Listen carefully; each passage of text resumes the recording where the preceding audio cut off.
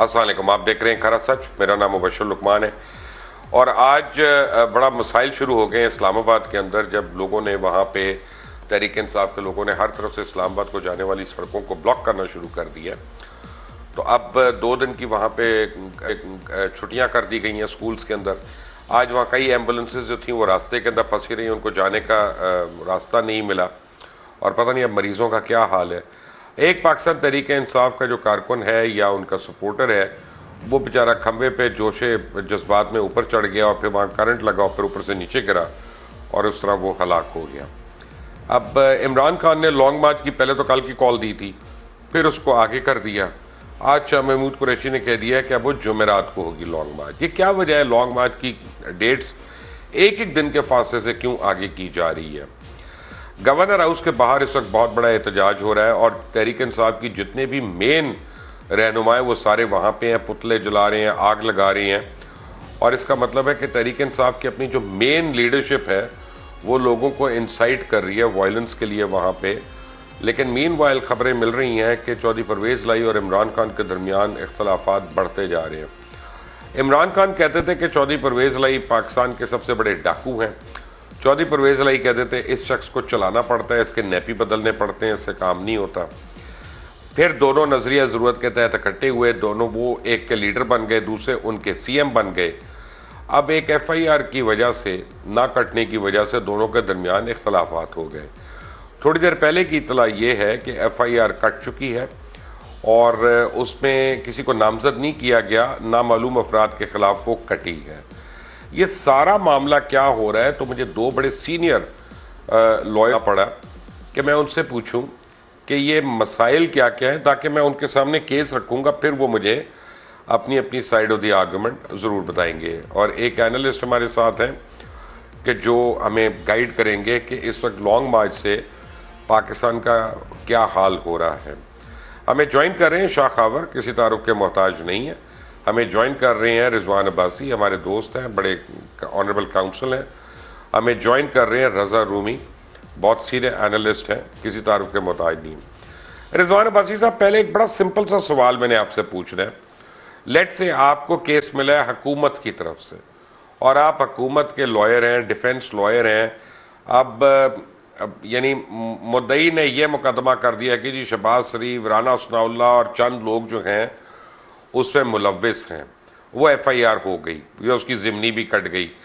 اب وہ جب آتی ہے اور آپ اپنا کورٹ میں کھڑے ہیں تو ابھی تک اس کی تفتیش میں، اس پورے کیس میں وہ کون سی چیزیں ہیں جن کا آپ سہارا لے کے اپنے مدعی کو بچا سکتے ہیں؟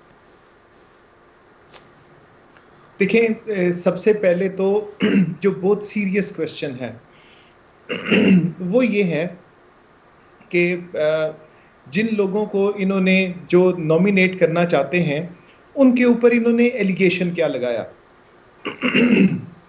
ایلیگیشن میں یہ تو نہیں ہے کہ یہ لوگ وہاں پہ کھڑے تھے اور یہ فائر کر رہے تھے. یہ تو ایڈمیٹڈ سی بات ہے، یہ تو ایسا کوئی ایلیگیشن نہیں ہے. تو ان کے اوپر سب سے پہلے یہ دیکھنا کہ ایلیگیشن کیا ہے، اور جو بھی ایلیگیشن ہے اگر وہ کہتے ہیں کہ یہ جو ہیں یہ انہوں نے یہ کام کروایا ہے یا کوئی ایسا اس کے پیچھے ان کا ہاتھ ہے، تو اس کے لیے تو کوئی ایویڈنس ہونی چاہیے. کسی قسم کی ڈائریکٹ، انڈائریکٹ، سرکمسٹینشل ایویڈنس جو ہے وہ موجود نہیں ہوگی.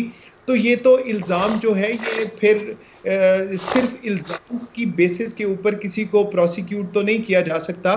پروسیکیوشن اگر ہوتی ہے تو وہ آن دی بیسس آف ایویڈنس ہوتی ہے، اور وداؤٹ ایویڈنس جو ہے وہ پھر ایک الزام سے بڑھ کے اس چیز کی کوئی حیثیت نہیں ہوتی. یہ تو ہو گیا اس وہ جو ایپلیکیشن ہے اس کے متن کی میں بات کر رہا ہوں کہ جس میں یہ ایلیگیشن لگا ہے. لیکن اس کے علاوہ دیکھیں جو باقی مضروبان ہیں ان کا تو میں نے کسی کا میڈیکل رپورٹ نہیں دیکھی، لیکن جو عمران خان صاحب ہیں ان کی حد تک جو دیکھنے میں اور سننے میں جو چیزیں آئی ہیں وہ سب سے پہلے یہ ہوگا کہ ان کی جو ایم ایل سی ہے اس وقت تک میری انفارمیشن کے مطابق وہ کہیں بھی موجود نہیں ہے، کیونکہ وہ ضروری ہے جس سے پتہ چلے کہ کیا جو ہے نیچر آف انجری کیا ہے. نمبر 2 یہ کہ جس ہاسپٹل میں لے کے گئے کیا وہ ہاسپٹل کمپیٹنٹ تھا کہ وہ میڈیکو لیگل کیسز کو خود دیکھ سکتا تھا؟ کیونکہ نارملی یہ ہوتا ہے جب آپ کسی پرائیویٹ ہاسپٹل میں میڈیکل لیگل کیسز لے کے جاتے ہیں تو پرائیویٹ ہاسپٹلز جو ہیں وہ فرسٹ ایڈ تو دے دیتے ہیں جہاں پہ بہت ضروری، بہت ایمرجنسی ہو.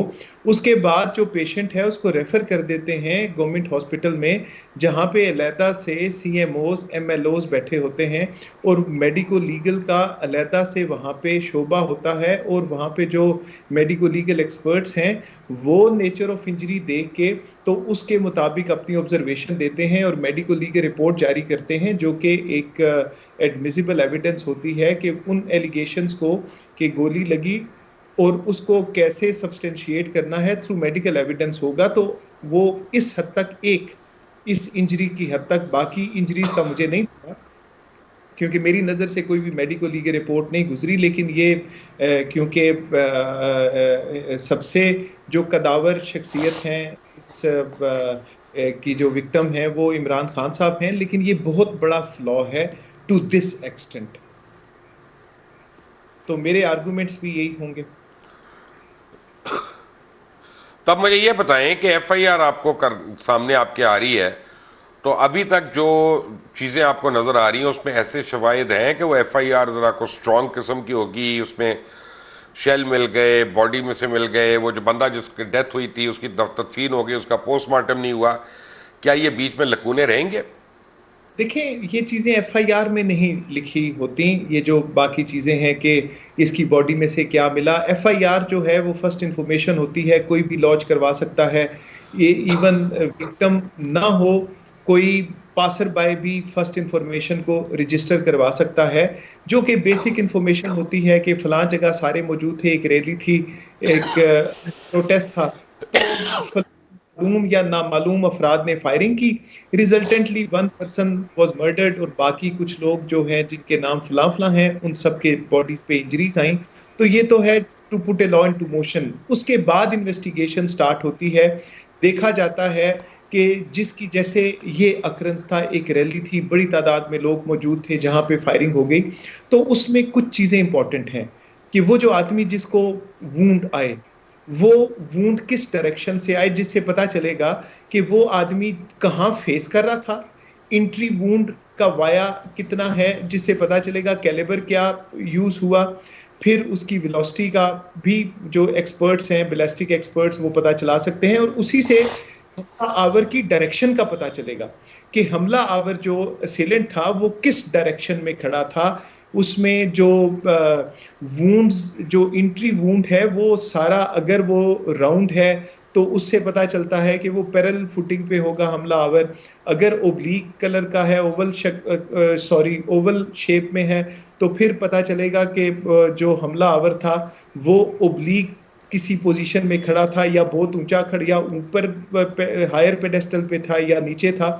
تو یہ پھر باقی چیزیں جو ہیں that is part of investigation, جو کہ انویسٹیگیٹنگ ایجنسی جو ہے وہ ان چیزوں کو اینالائز کر کے باقی معاملات کا تعین کرتی ہے کہ اس جگہ پہ یہ حملہ آور اور یہ ساری پوزیشن ہو سکتی ہے، اور باقی جو ہے کیونکہ کیمراز تو تھے وہاں سے پھر اصل اسیلنٹس اور ان کو جو ہے وہ کیپچر نیپ کرنے کے لیے جو ہے وہ آگے تحرک ہوتا ہے. شاہ خاور صاحب، بات یہ ہے کہ یہاں پہ ہم نے یہ دیکھا کہ عمران خان نے یا ان کے ساتھیوں نے بڑی نیک نیتی کے ساتھ اور بہت ہی ایک پلان طریقے سے جتنا ایویڈنس تھا موقع کا اس کو خراب کیا یا اس کو اریز کیا وہاں سے. آپ یہ دیکھیں کہ جتنے کھول تھے فائرنگ کے وہ سارے غائب ہو گئے وہاں سے، میپنگ نہیں ہو سکی، جو بلڈ کسی کے یعنی کپڑوں پہ لگا ہوا تھا اس کا ڈی این اے نہیں ہوا. مجھے نہیں پتا وہ انسانی بلڈ تھا، بکرے کا خون تھا، کس کا تھا مجھے تو نہیں پتا، وہ ڈی این اے ہونا چاہیے تھا اس کا جو نہیں ہوا. اوائڈ کیا گیا سرکاری ہاسپٹلز کو، بلکہ سرکاری ہاسپٹل کی ٹیم جب شوکت خانم میں گئی تو وہاں پہ ان کو اجازت ہی نہیں دی گئی، ان کو ایکسیس ہی نہیں دی گئی. ان کو کہا گیا کہ جو ہم بتا رہے ہیں وہی تم نے میڈیکل لیگل رپورٹ لکھنی ہے. اب ساری چیزیں اچھا، پھر اس کے بعد جو ان کی باڈی سے اگر کوئی گولی نکلی تو وہ بھی فورینسک کے لیے ایویڈنس کے لیے نہیں گئی یہاں پہ، لیکن وہ بتدریج اور ان کا جتنی لیڈرشپ ہے وہ پاکستان میں اشرافیہ کو نام لے لے کر قاتل بھی کہہ رہی ہے اور سب کچھ کہہ رہی ہے, آگے لگا رہی ہے, پبلک پراپرٹی کو رینسیک کر رہی ہے.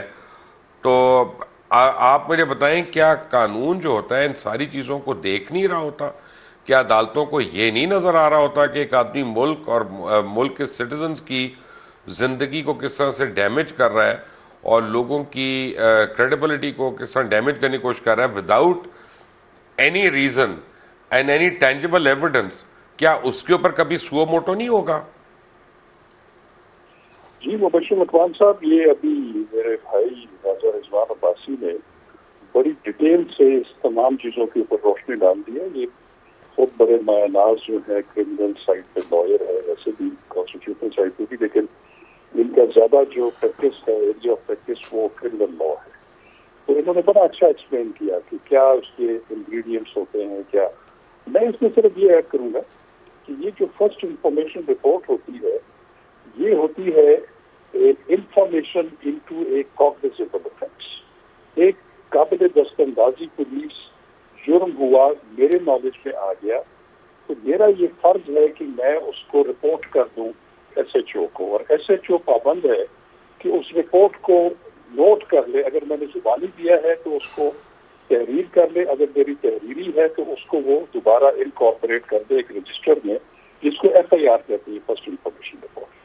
میں آپ کو ایک بات بتاؤں کہ فرسٹ انفارمیشن رپورٹ جو ہے, یہ this is a tool to set the law at motion, کہ قانون کو آگے چلا رہے, وہ پھر تفتیش وہاں سے اسٹارٹ ہوتی ہے. میں یہ سمجھتا ہوں کہ جس وقت یہ افسوسناک واقعہ ہوا, وہاں پہ جہاں یہ واقعہ ہوا اس کے پولیس اسٹیشن کا ایس ایچ او یا ڈیوٹی آفیسر ادھر اگر موجود تھا, تو صرف اگر وہ اتنی رپورٹ اپنے کسی اہلکار کو کہتا کہ پولیس اسٹیشن میں جا کے درج کرا دو کہ میں اس وقت ڈیوٹی پر موجود ہوں, کہ پی ٹی آئی کا ایک جلسہ اور جلوس آ رہا ہے, ایک نامعلوم شخص نے فائرنگ کر دی ہے جس کے نتیجے میں ایک شخص جاں بحق ہو گیا اور متعدد زخمی ہو گئے, میں موقع پر مصروف تفتیش ہوں, یہ کافی ہے ایف آئی آر.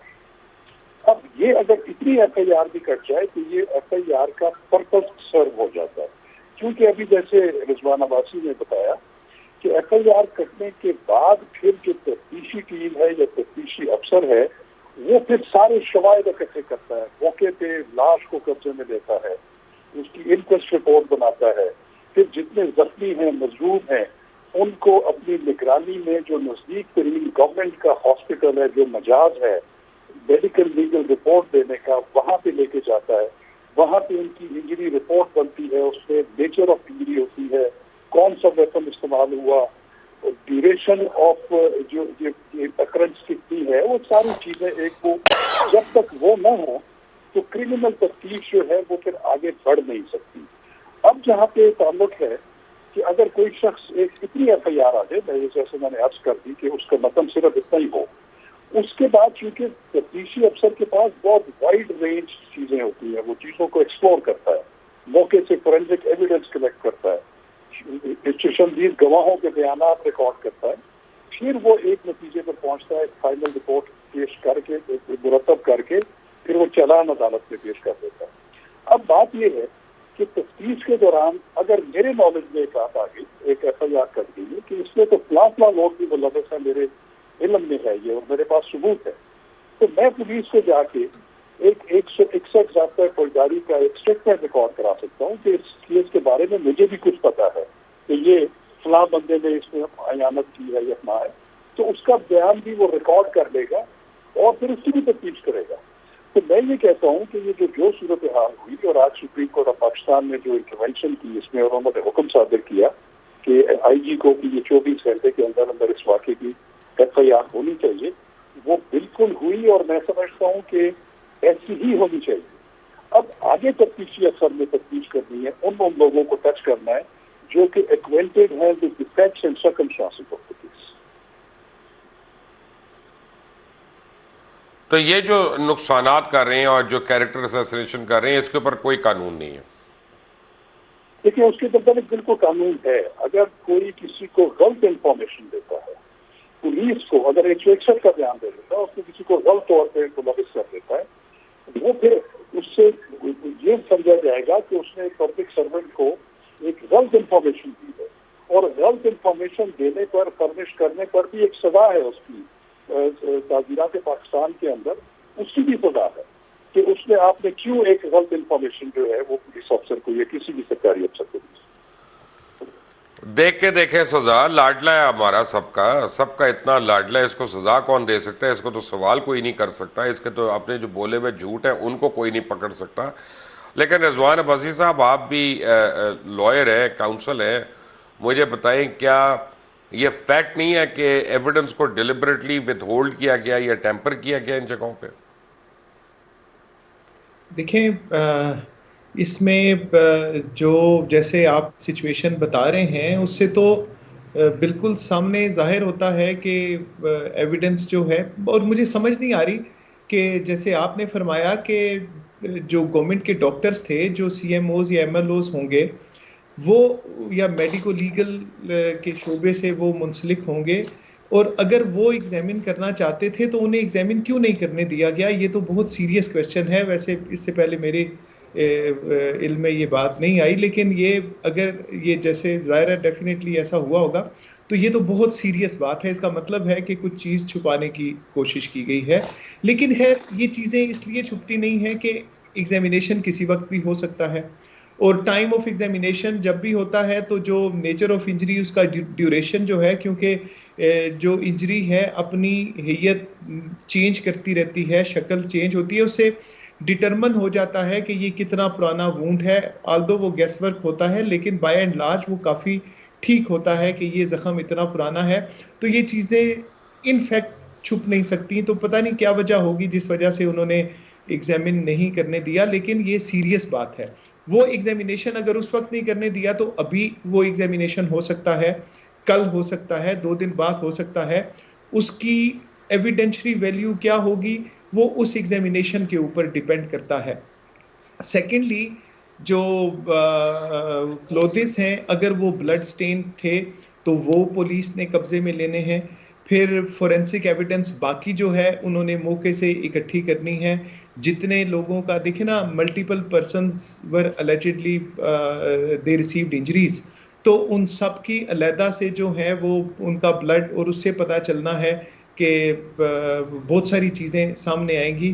پھر موقع پہ جو خول ملے، خول سے پتہ چلے گا کہ کس کیلیبر کا ویپن یوز ہوا۔ پھر جہاں پہ خول ہیں اسی کے نزدیک ہی کہیں وہ اسیلنٹ ہوگا جس نے وہاں سے فائرنگ کی۔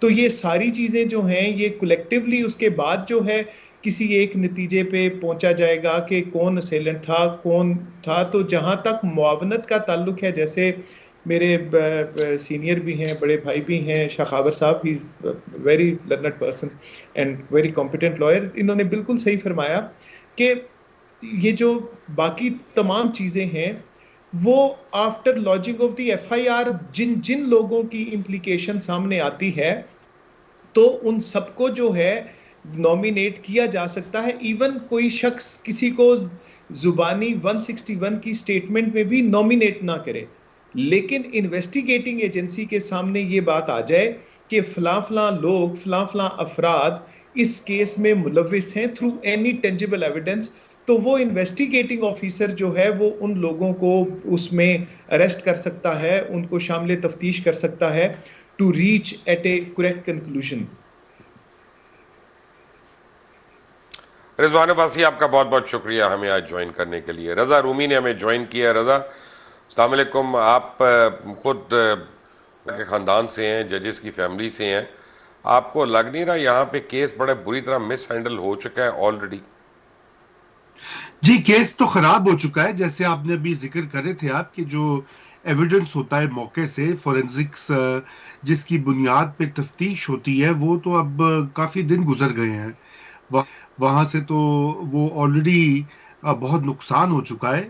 اور اس سے بھی بڑی بات یہ ہے، لیکن میرے خیال سے یہ ایک بات تو بعد میں آئے گی۔ پہلی بات تو یہ ہے کہ اس کی جو ایف آئی آر درج ہونے میں جتنی تاخیر ہوئی ہے اور ایف آئی آر کے درج کرائے جانے کے اوپر جو سیاست ہوئی ہے، وہ بھی بہت ہی جسے کہتے ہیں کہ افسوسناک بات ہے اور قابل تشویش بات ہے۔ یعنی کہ کل کو یہ اب غلط پریسیڈنٹ سیٹ ہو رہے ہیں کہ آپ کئی دن ایف آئی آر نہیں درج کرائیں گے کیونکہ آپ اپنی مرضی کے لوگوں کے اوپر کروانا چاہتے ہیں جن کی نامینیشن سے یا جن کو انوالو کرنے کے لیے آپ کو بہت زیادہ ایویڈنس ڈھونڈنا پڑے گا. یہ پنجاب پولیس کی ذمہ داری تھی اور پنجاب حکومت کی چودھری پرویز الہی صاحب کی یہ ذمہ داری تھی کہ اسی دن جب یہ افسوسناک واقعہ پیش آیا فائرنگ کا، اسی وقت جو ہے گھنٹے 2 گھنٹے کے بعد ایف آئی آر درج ہوتی. بعد میں کسی کو شامل کرنا ہے، ایڈ کرنا ہے خان صاحب کے کہنے کے اوپر، تو وہ بعد کی باتیں تھی. ایک ملزم تو پہلے وہاں موقع سے پکڑا گیا، پوری دنیا نے وہ دیکھ تو لیا اس کو. ضمنی آتی رہتی ہیں بعد میں. جی ضمنی آتی رہتی ہے، ایک لیگل چیز ہے مبشر. یہ یہاں پر جو ہے ڈیلیریکشن آف ڈیوٹی ہوئی ہے پولیس کی طرف سے، اور ظاہری بات ہے پنجاب حکومت کی ماں پہ ہوئی ہے اور پنجاب حکومت اس کی ذمہ دار ہے. پہلی تو یہ بات کہنی ضروری ہے. دوسری بات یہ کہ جہاں پہ سیکیورٹی بریچ بھی ہوئی ہے وہاں بھی جو ہے جو لوگ سیکیورٹی پہ مامور تھے، دیکھیے پولیس کی کئی محکمے ہیں، کاؤنٹر ٹیررزم ڈپارٹمنٹ ہے، اسپیشل برانچ ہے، آخر وہاں پہ اسلحہ بردار لوگ کیسے اس ریلی میں شامل ہوئے، یہ وہ ان کی غفلت کے اوپر بھی ایک محکمانہ انکوائری بھی ہوتی ہے، اور دوسرا اس کو آپ کرمنل جو ہے کیس بھی بنا سکتے ہیں. وہ بھی نہیں ہوا. الٹا یہ ہے کہ جی وہ ڈی جی سی جو ہیں آئی ایس آئی کے اور وزیر اعظم شہباز شریف اور جو انٹیریئر منسٹر ہیں ان کو بیچ میں رگڑے ہیں، اس کے اوپر مسئلہ بنا ہوا ہے. چودھری پرویز الہی کو ان پہ تو کوئی اعتراض نہیں ہے، وزیر اعظم اور رانا ثناء اللہ پر، لیکن جو سرونگ آرمی آفیسر ہیں ان کے اوپر ظاہری بات ہے وہ جو رپورٹس آ رہی ہیں کہ نہیں، وہ بات یہ ہے کہ ٹیم وہ نہیں بے تھے. تکی بات ہے. میں جی ایک میں بات بتا دوں، کیونکہ جب میں آؤں گا تو میں شاہ خاور صاحب سے یہ سوال پوچھوں گا. ایک ہمیں انسٹنس ملتا ہے شاہ صاحب کے ذوالفقار علی بھٹو کو جب سزا ہوئی تھی ہائی کورٹ سے، تو وہ نواب محمد احمد خان کے مرڈر کے بعد احمد رضا صاحب کے کہنے پہ ایف آئی آر میں ان کا نام لکھا گیا تھا اور 109 سیکشن لگا تھا اس کے اوپر، یعنی ابیٹمنٹ. اور اس میں سب سے بڑی بات یہ تھی کہ مسعود محمود وعدہ معاف گواہ بن گئے تھے. کیا وہ سچویشن کوئی ایسی یہاں پہ بھی ہے یا بالکل یہ مختلف سچویشنز ہیں؟ ایک بریک کے بعد شاہ خاور صاحب میرے ساتھ ہوں گے، رضا رومی صاحب میرے ساتھ ہوں گے. Take a break.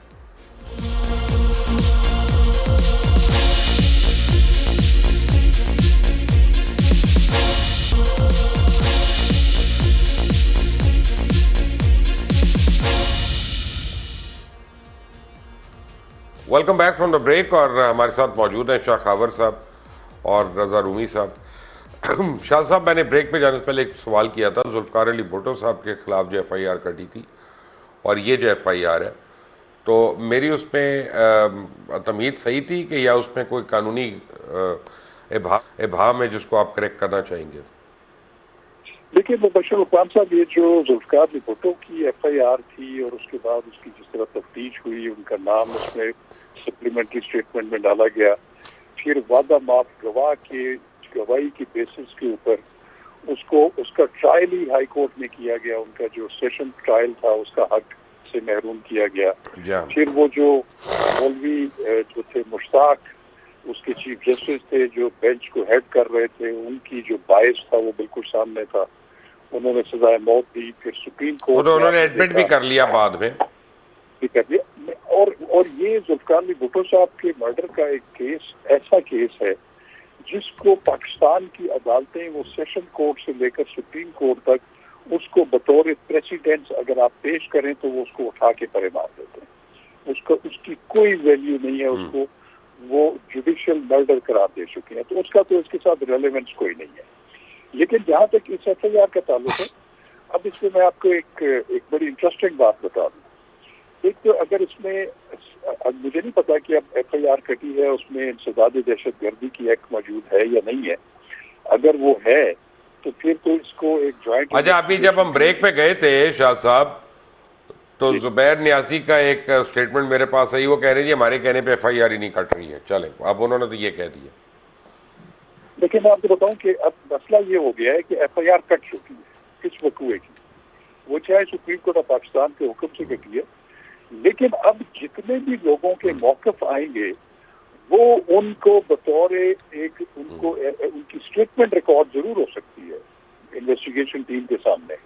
اگر وہ جو 3 صفوں کی انہوں نے جو ایف آئی آر کاٹنے کی کوشش کی تھی اس کو اپنے موقف کے طور پر اگر پیش کرنا چاہیں گے تو اس میں کوئی امر مانے نہیں ہے کہ جو انویسٹیگیشن ٹیم ہے یا انویسٹیگیشن آفیسر ہے وہ ان کا بیان ریکارڈ کر کے اپنے پاس رکھ لے گا اور اس کے بعد دیکھے گا کہ اس میں کتنا سبسٹینس ہے، کہ کیا وہ تو چونکہ امریکی سازش سے شروع ہوتا ہے تو پھر اس میں کیا وہ امریکن اسٹیٹ آفس کو بھی شامل تفتیش کرنا چاہیے، اس کے بعد کے جو واقعات ہیں سارے، پھر وہ سائپر کا ایشو ہے، تو وہ تو پھر اگر وہ تفتیش کرنے لگے گا تو وہ تو پھر امریکہ سے کرے گا.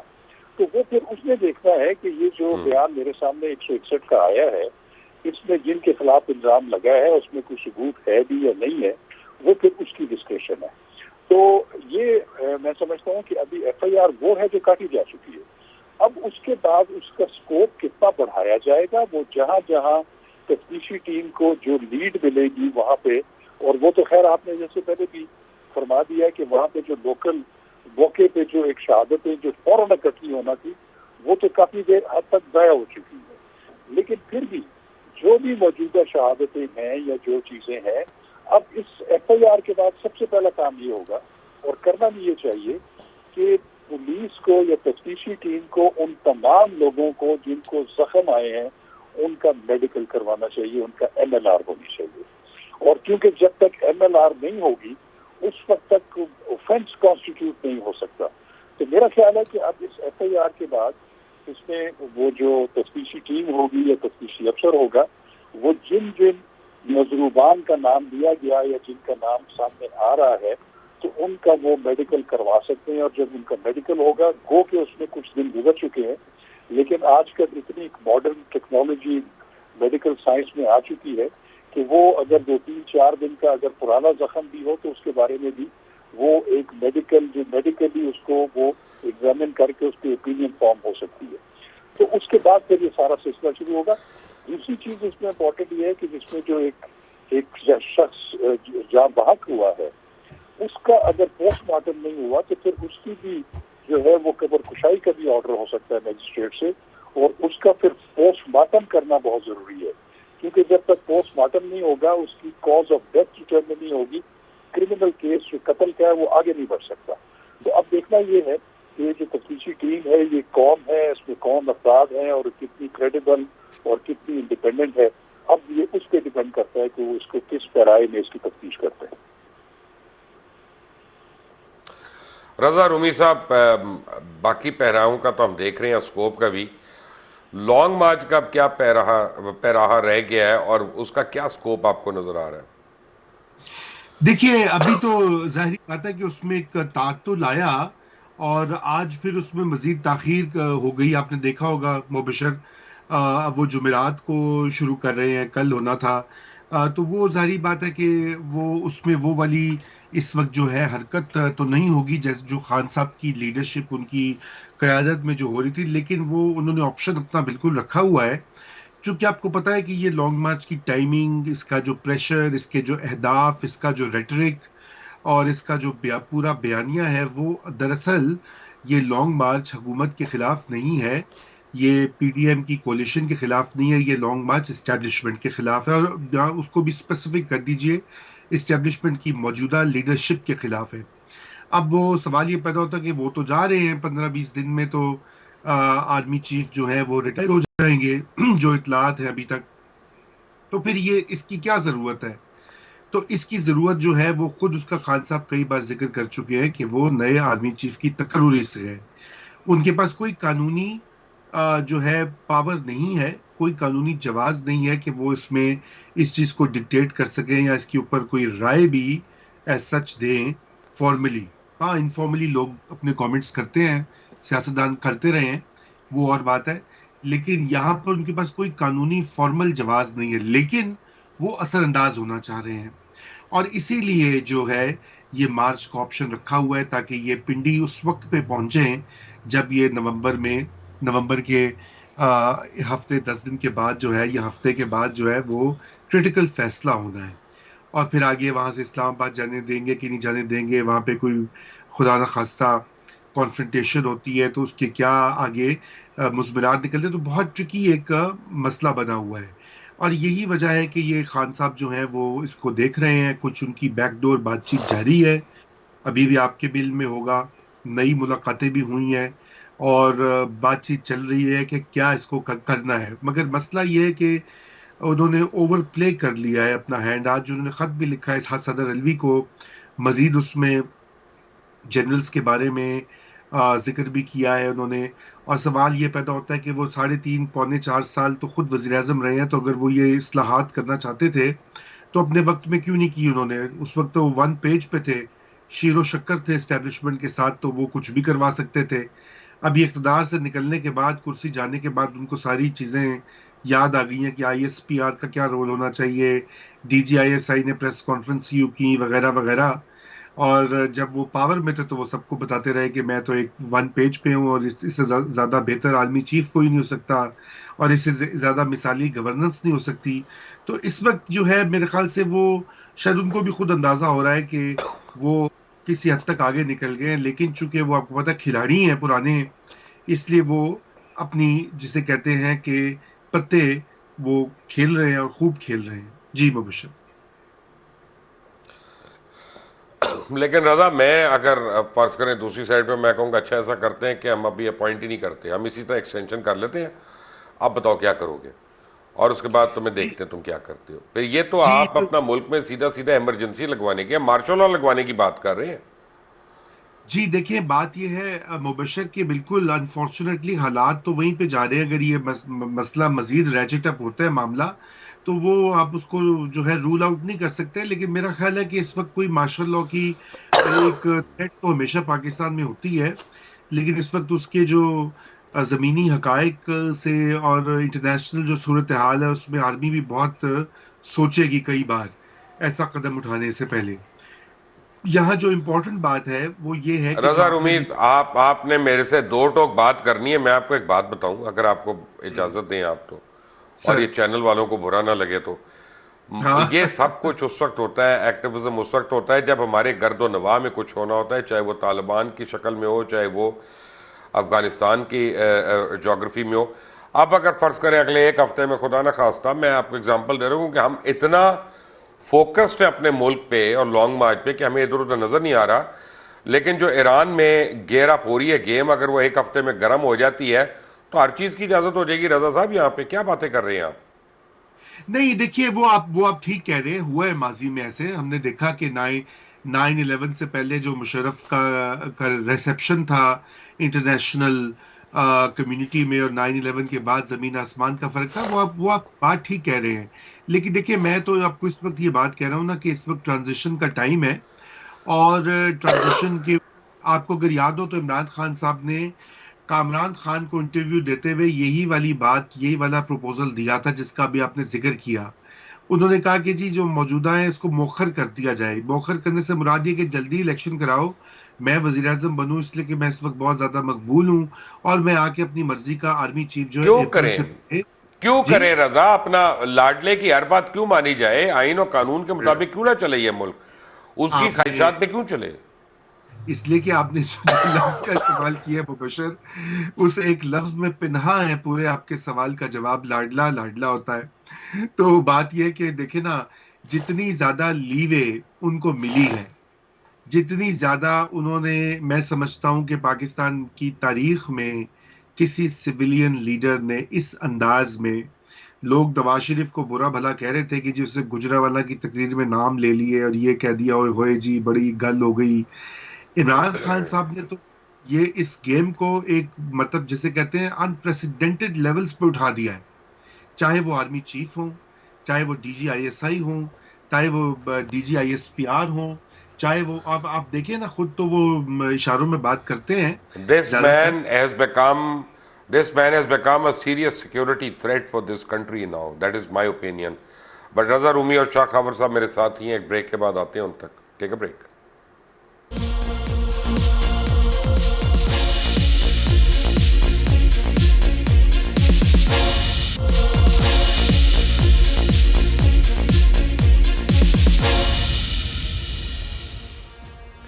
Welcome back from the break. Shah Khawar صاحب، ایک بات تو بتائیں کہ ٹیلی ویژن پہ کئی لوگ آ کے باتیں کر چکے ہیں، اپنا وزراء ہے جو کہہ چکے ہیں ہم اسلحہ لے کے آ رہے ہیں، لوگ لے کے آ رہے ہیں. اسلام آباد اگر ریاست نے ہمارے خلاف کوئی ایکشن لیا تو ہم پھر ان کے خلاف بھرپور مزاحمت کریں گے. کیا یہ باقاعدہ خود انارکی کے یعنی دعوت نہیں دے رہے لوگوں کو کہ سول وار شروع ہو جائے خدا نخواستہ, اور ریاست ہے کہ وہ چپ کر کے بیٹھ کے پریس کانفرنس کر رہی ہے؟ دیکھیے بالکل آپ کی بات ٹھیک ہے کہ اس میں کوئی شک نہیں ہے کہ ایک پرامن احتجاج کرنا یا جلسہ جلوس کرنا اس کو آئین نے لوگوں کو بنیادی حق کے طور پر تسلیم کیا ہوگا. لیکن جہاں پہ اس طرح کی جتھا بندی اور مسلح ہو کر کہیں پہ اس طرح یلغار کرنے کا جو تعلق ہے اس کا تو قانون کے ساتھ کوئی تعلق نہیں ہے. یہ تو بڑا سنگین جرم ہے.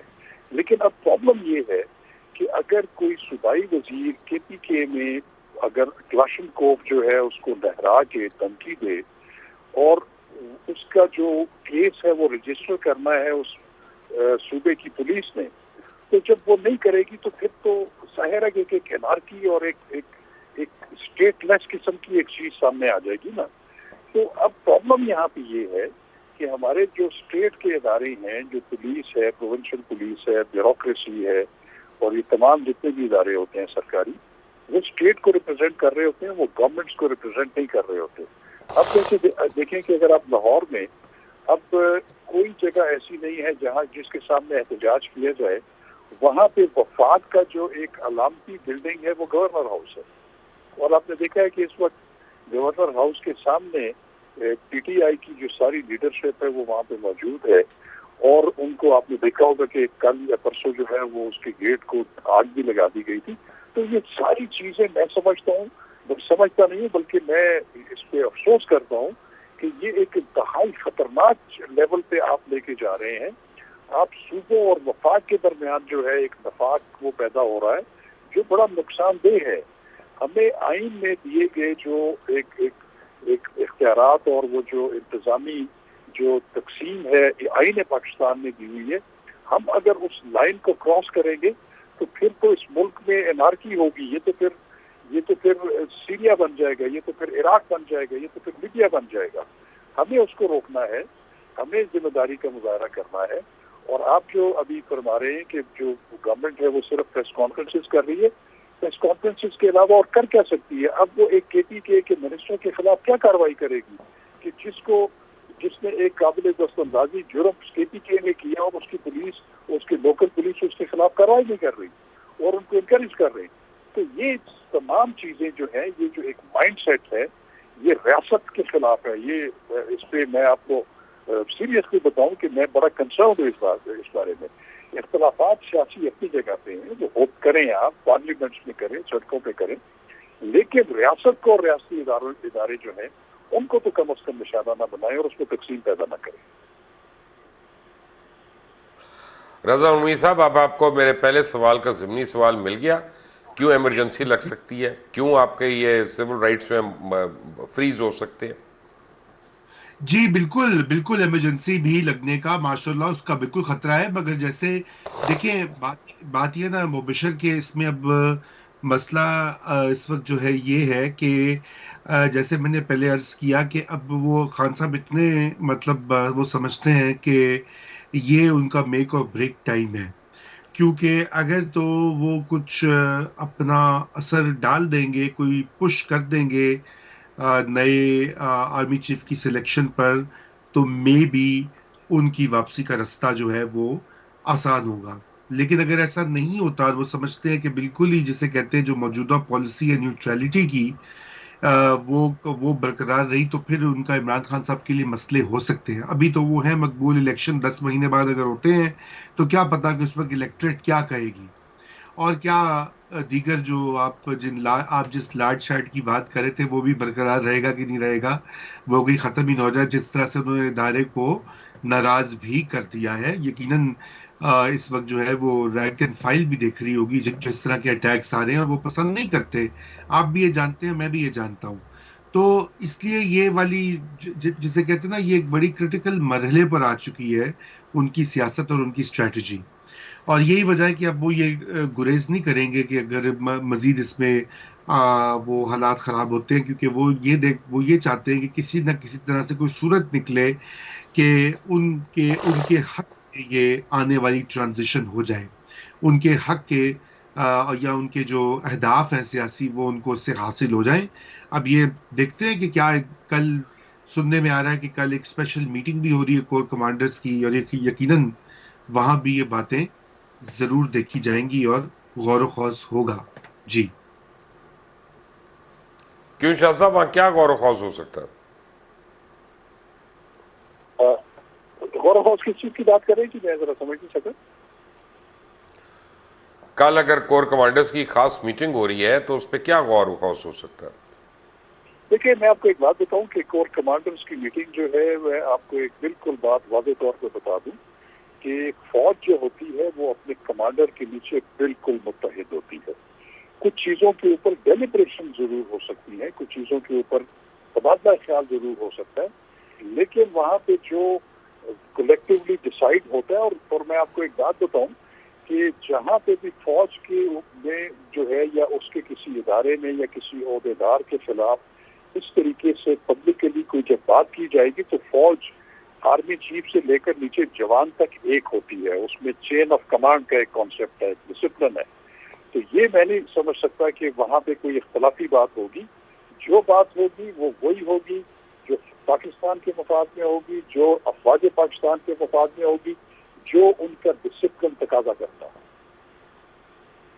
بالکل. تو آج سے انہوں نے سڑکیں بند کرنا شروع کر دی ہیں رضا رومی، اس کا مطلب ہے کہ پرسوں سے اسلام آباد کے اندر سبزی کی، تیل کی، ان چیزوں کی قلت شروع ہو جائے گی. وہ تو ساری چیزیں باہر سے آتی ہیں. پھر کیا ہوگا؟ لاکھوں دیکھیں لوگ اپنا جو ہے تکلیف میں آئیں گے. لانگ مارچ نے خونی نہیں ہونا تھا، خونی ہو گئی. لانگ مارچ نے تکلیف نہیں دینی تھی، تکلیف دے رہی ہے.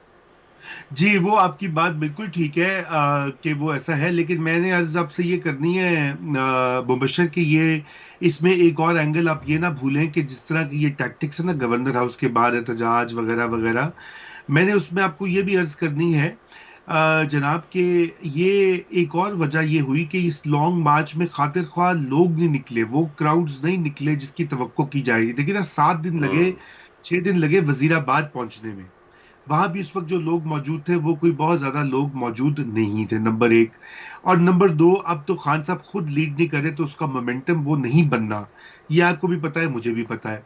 اس لیے یہ اس طرح کی جو چیزیں نا روڈوں کو صحیح بلاک کہہ رہے کرنا، ہیں رضا رومی آپ. لگانا وغیرہ وغیرہ وہ آسان ہو جاتا ہے ذرا. جی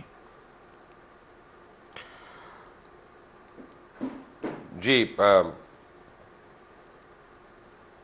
جی تو میں کہہ رہا ہوں کہ وہ یہ والے ٹیکٹک ضروری ہو جاتے ہیں اپنے آپ کو ریلیونٹ رکھنے کے لیے. بالکل.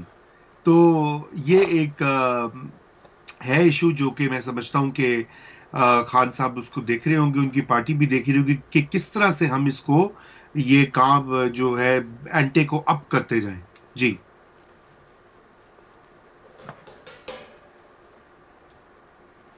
میری آواز آ رہی ہے آپ کو؟